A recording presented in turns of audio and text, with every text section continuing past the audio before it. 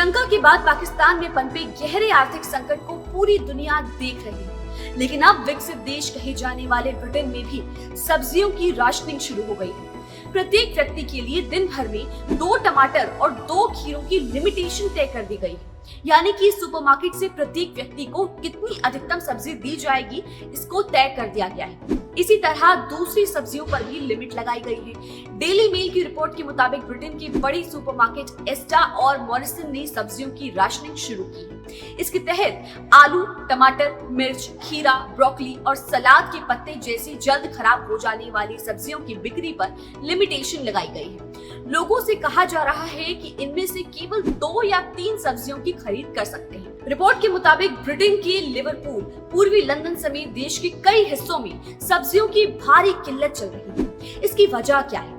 असल में ब्रिटेन एक ठंडा देश है जहां सर्दियों के दौरान खेती और बागवानी ना के बराबर होती है। ऐसे में वो हर साल स्पेन और मोरक्को से सब्जियों का आयात करके काम चलाता है। इस साल के लिए ब्रिटेन ने इन देशों से सब्जियों की आपूर्ति की तैयारी कर रखी थी, लेकिन मोरक्को में इस साल तेज ठंड की वजह से टमाटर की फसल पनप नहीं पाई। साथ ही दूसरी सब्जियों के उत्पादन पर भी असर पड़ा।